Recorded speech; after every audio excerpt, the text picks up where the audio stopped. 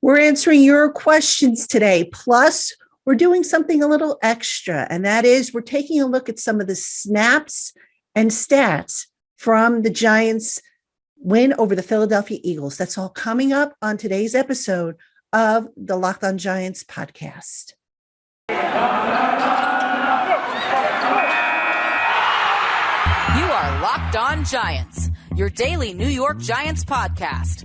Part of the Locked On Podcast Network, your team every day.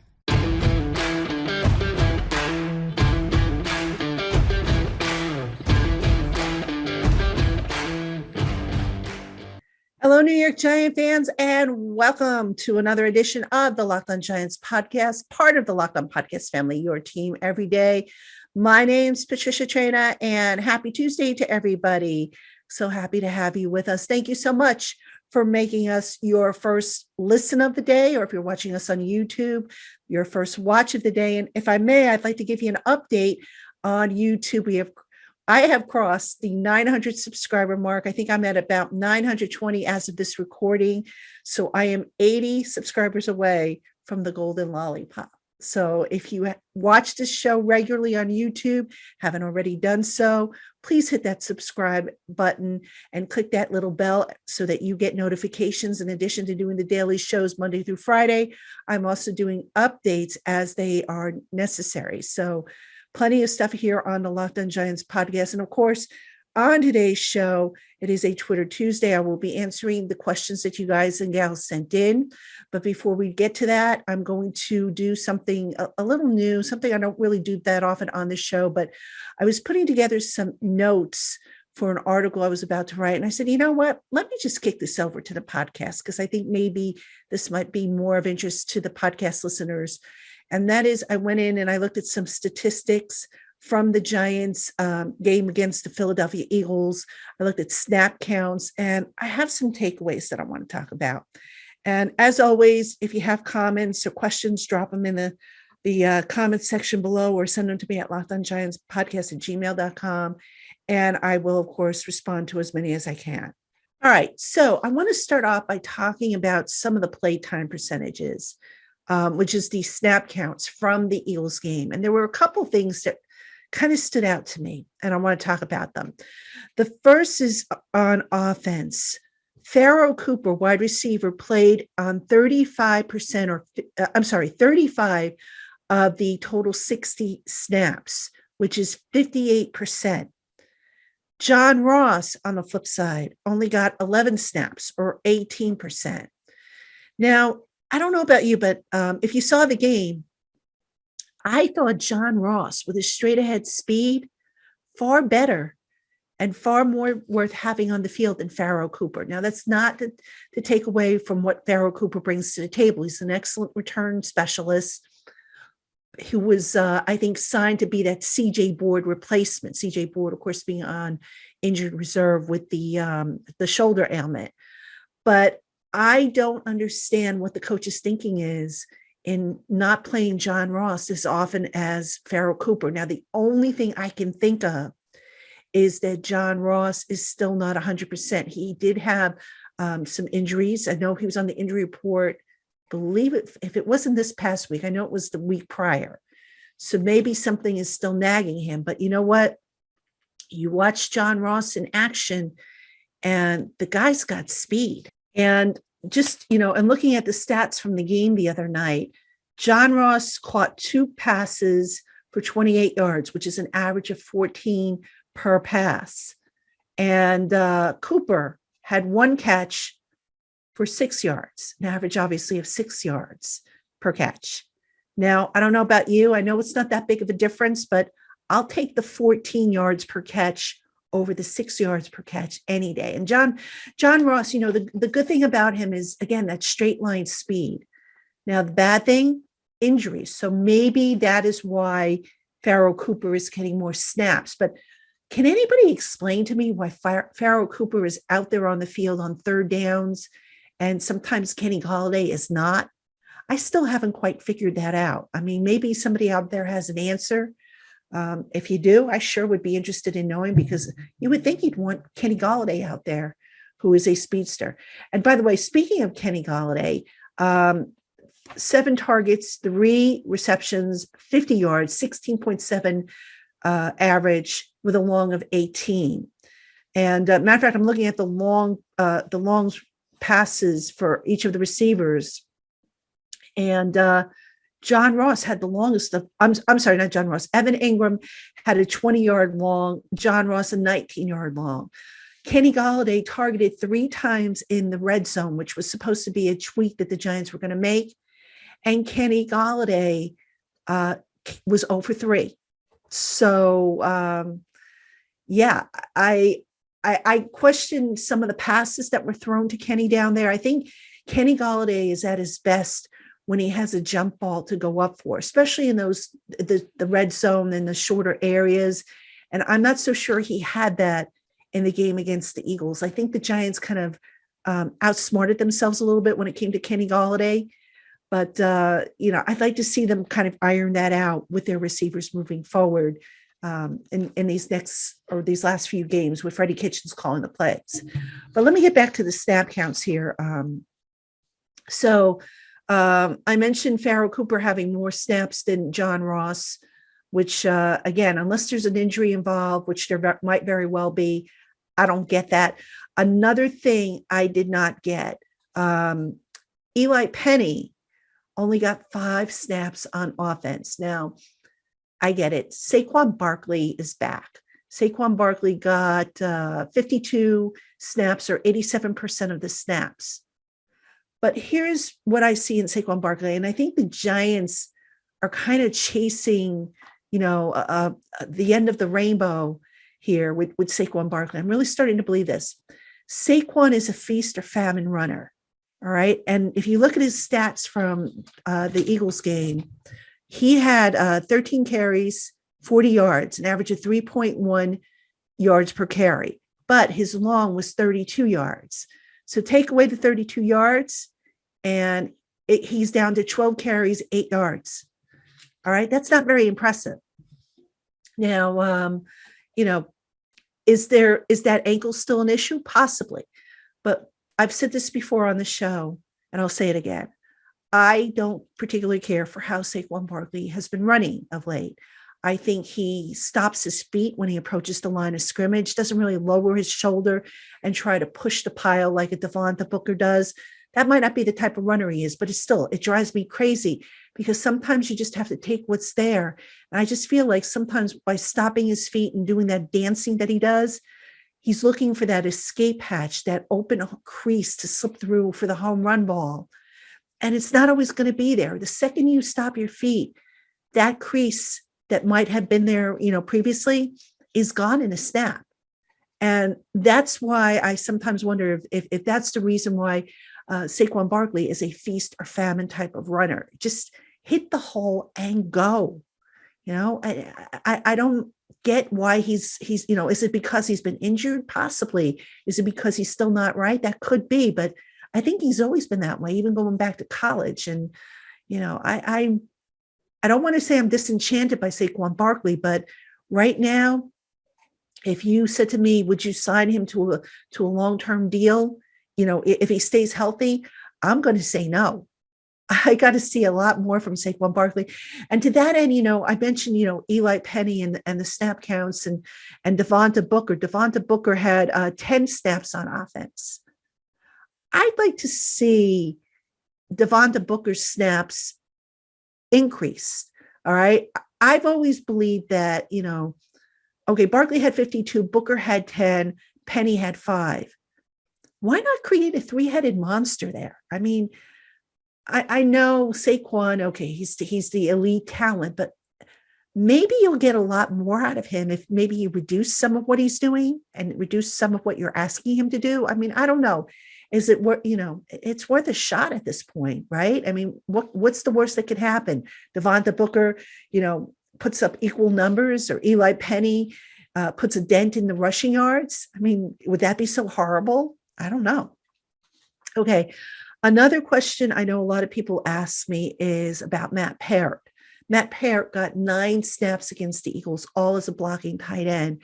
And people are saying, okay, Why isn't Parrott getting snaps with Nate Solder, who has been something of a problem at right tackle? Now, there's a couple potential reasons here. Number one, I think it could be a matter of Parrott just simply not practicing well at the right tackle spot. Maybe there's inconsistency there to where the coaches say, okay, you know what? We know what we have in Solder. We're still in the playoff hunt. Let's just stick with that. But another point I made in my takeaways on Giants Country is, if you remember last year, Joe Judge blasted Doug Peterson, the former Eagles head coach, for compromising the integrity of the game by going to a backup to see what he had, backup quarterback Nate Sudfeld at the time.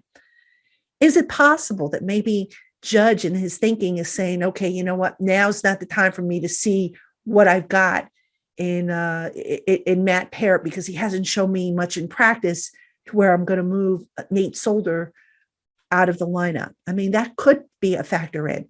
But again, that ties into the fact that Parrott hasn't shown the coaches enough to unseat Solder from that right tackle spot. And that to me is probably the most telling thing in this whole situation, this whole big quote unquote mystery involving the right tackle spot.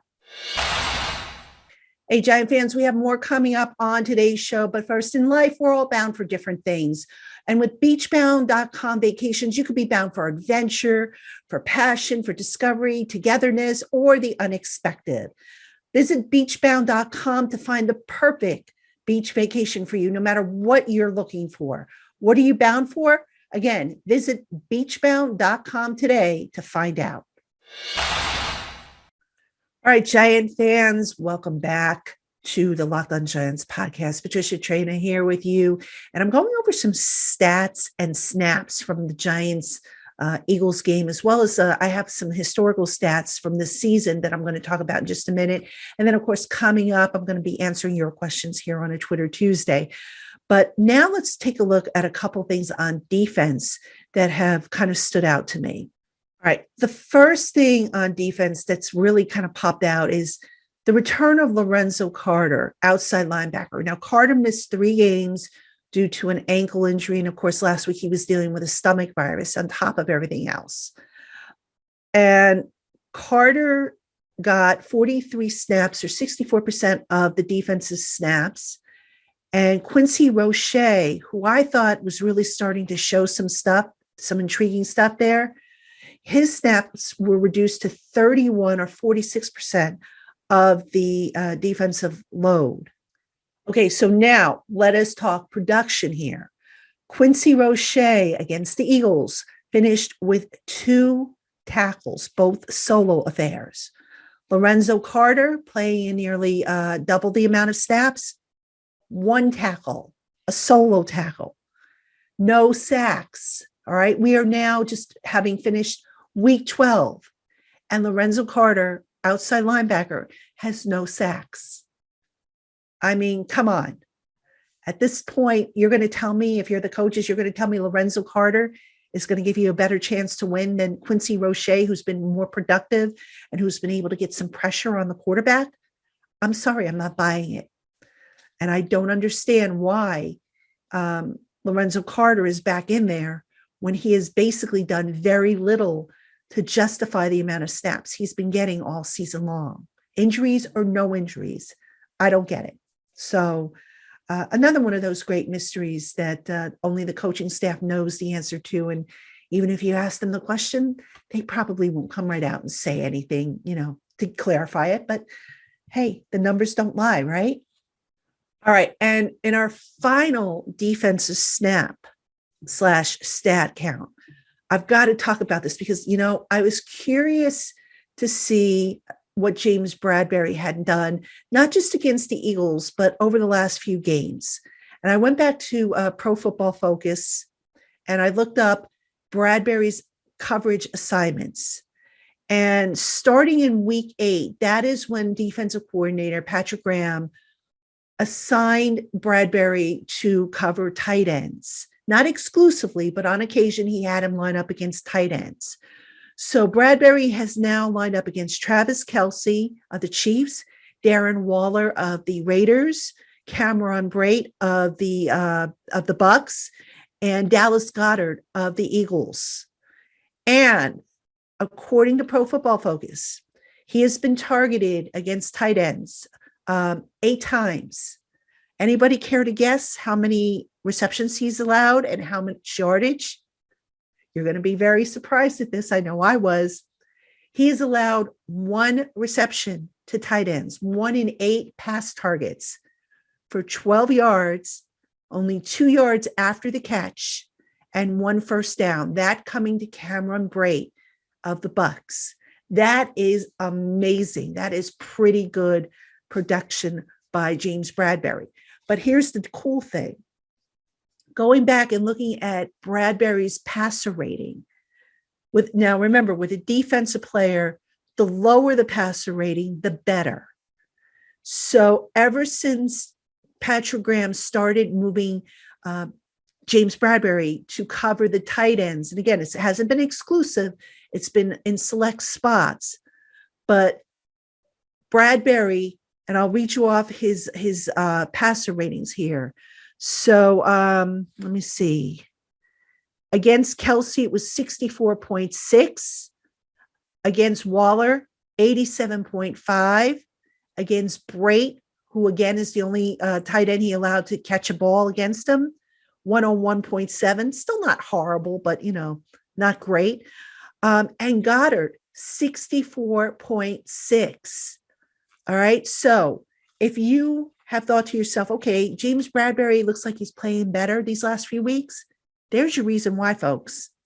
Getting him on a tight end. And I think what makes him such a good match for a tight end is he's got the size and the physicality. James Bradbury is a very physical player.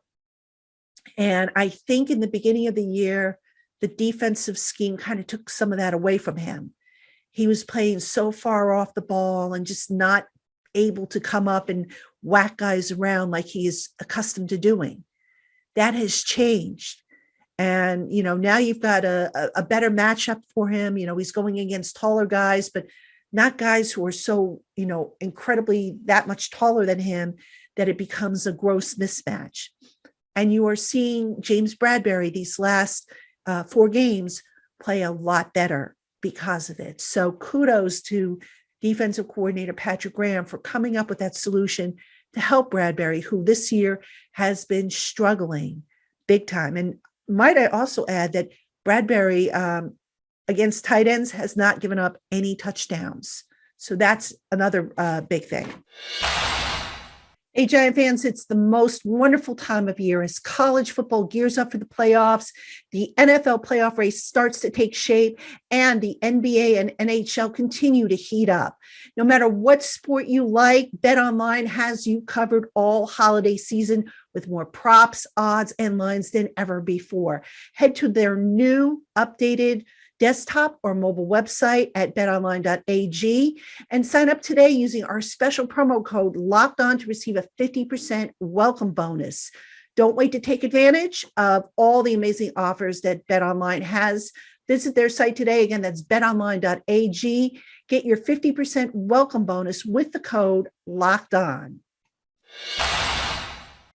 All right, Giant fans, welcome back. You have Patricia Traina here on the Locked On Giants podcast. And now we're going to get to the Twitter Tuesday part of our show. Not a lot of questions. I mean, guys, I know you've got questions. Please send them in to me so I don't have to, so I can devote an entire show to your questions. But those of you who did submit questions, I'm going to answer them right now on this segment. All right, this question comes from Chris C., who wants to know, what are your thoughts to be considered for the Giants GM job? I'm guessing you mean in terms of, what would be the qualities. So, Chris, I would say the first thing is you've got to have an eye for talent. The GM ultimately is going to make decisions on free agents, on draft picks. That's going to be important. A good understanding of the different types of players. You've got to be able to work collaboratively with the head coach, get the coach what they want, but at the same time, be able to put your foot down if the coach wants something that just goes against what you believe to be true. All right. That's something I think Dave Gettleman kind of got away from these last few years. For example, I go back to the James Betcher years, and you're going to tell me that that Gettleman felt that Antoine Bethea was a better candidate than Trey Boston. I'm not buying it. I think that was pretty much getting James Betcher the specific player he wanted. So that's something I think, you want to look for in a GM. Another thing you want to look for is a guy who is honest about their evaluation of the talent. I think you also, as a general manager, obviously you have to have a good understanding and command of the salary cap. And I know teams hire salary cap managers to work on that. But at the end of the day, again, the GM is responsible for all that. So that's another characteristic you want your next GM to have. So I would say an eye for talent, a vision, you just can't throw together a roster just like that. You have to work with the coaching staff to get them the types of players that they want, but without, really going crazy and breaking the bank or just, mortgaging the future.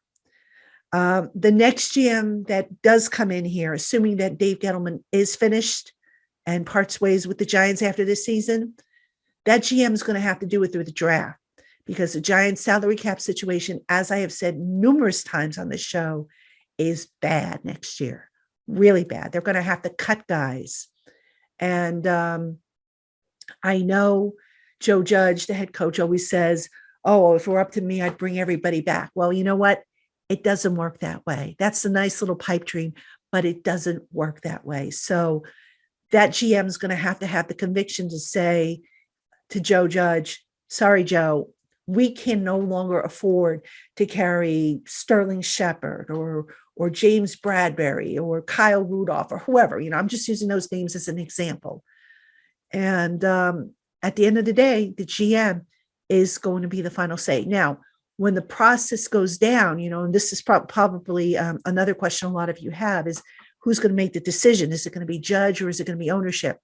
Ownership is going to make the hire, but Judge will be involved in the interview process, because it is important that the GM and the head coach work together and work together collaboratively. You can't have a situation where kind of like what you had, I guess, back in the latter part of the Parcells Young years, where Young was getting players for Parcells, and he was griping about, look, if I'm going to cook the recipe, I should be allowed to buy the ingredients. So you can't really have a situation like that. So that's what I think, they need to do, and what I think is going to happen. So thank you for that question, Chris. That was a good question.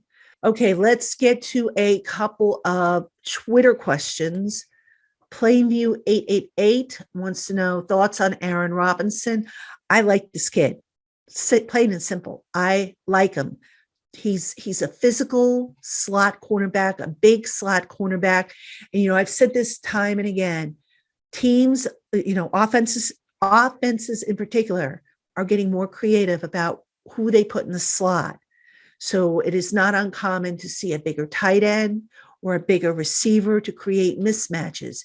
Aaron Robinson is a guy, I think, who can stand up to just about any challenge in the slot. The more experience he gets, the more comfortable he's going to get, the more the game is going to slow down, and you're going to see a big difference with him. And that's not to take away from the job that Darnay Holmes has done. Darnay Holmes has played well this year, but sometimes I just think the size works against him.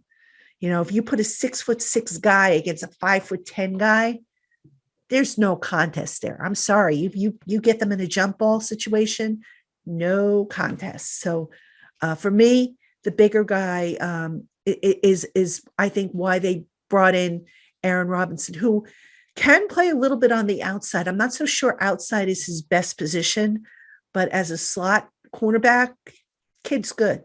So I like what I've seen from him so far. All right, next question comes from Grossi Law, who asks, I'm sure Barkley is going nowhere in 2022. However, if next year either he is again injury prone or healthy, but mediocre for him. Do you agree that the Giants should not sign him to a big contract and quietly admit he is not a Hall of Fame back? Absolutely, George. Right now, I would not sign Barkley to a big contract. Next year, if he has injury issues and he misses games, I would maybe consider franchising him, assuming that, depending on what happens with Daniel Jones. But I would not sign him to a big term deal. I mean, look, we see what's going on down in Carolina with Christian McCaffrey. He can't stay on the field, and he was just put on IR this week, all right, after signing a big deal. If I'm the Giants, I tread very carefully with Saquon Barkley. And it's not a reflection of his talents, but you've got to be on the field. And as I said earlier in the show, I don't like the way that Barkley seems to be a feast or famine type of running back. I would not invest in that. And I know Barry Sanders was like that. I remember Barry Sanders. But I don't think we can quite say that Saquon Barkley is in Barry Sanders' league just yet. So, no, I would not re-sign Barkley to a big deal. Absolutely not. All right, I think we have one more Twitter question. Yes, this one is from Pedro VDM, who writes, "Hi, Patricia. For younger Giant fans, can you give an overview of how Daniel Jones's first 3 years with the team compare with Eli Manning's first 3 years?" Okay, great question. And I had to go back and look this stuff up for you at Pro Football Reference, but I have the numbers here. So let me give those to you. All right. So Eli Manning in his first 3 seasons, and obviously this is regular season action, 39 games started, 41 games played, 20-19 record as a starting quarterback. Eli completed, 734 out of 1,276 pass attempts. That's a 57.5% completion percentage, 54 touchdowns, 44 interceptions. Daniel Jones thus far, and this isn't counting up to the game against the Eagles on Sunday, Daniel Jones has appeared in 38 games with 37 starts, has a record of 12, 25, and 0. He has completed 62.8% of his pass attempts, which breaks down to 796 out of 1,268 passes for, I have him down for 8,398 yards. I don't think I gave you Eli's yardage. I'll have to go back and get that for you real quick, but I'll throw that up on the screen for you. But Daniel's thrown for 8,398 yards, 45 touchdowns, 29 interceptions. All right. And again, that information can be found on Pro Football Reference if you want to take a look. Daniel Jones's numbers slightly better than Eli's, but where Eli topped Daniel Jones in his first 3 years, more touchdowns. Also a better quarterback record, 20-19, whereas Daniel 12-25. So good question. I think that was a real good question, and I enjoyed researching that for you. So interesting to say the least. And obviously Eli, his stock took off when they brought in Plaxico Burress, and he had he finally got a running game going with Brandon Jacobs and Ahmad Bradshaw after Tiki Barber left. So skilled position players do help, as does an offensive line, folks. So good question there. All right, Giant fans, that is going to do it for this edition of the Locked On Giants podcast. Hope you enjoyed it. And don't forget, if you have questions you want to submit for Twitter Tuesday, the information is in the show notes. You can email them to lockedongiantspodcast@gmail.com. Or if you want to tweet them to me, send them to @Patricia_Traina and tag them Ask P Train so that I can find them. So they show up on the Ask P Train column that I have in my tweet deck. All right, that will do it again for us here on the Locked On Giants podcast. Thank you for making us your first listen or your first watch of the day. We will talk to you again tomorrow.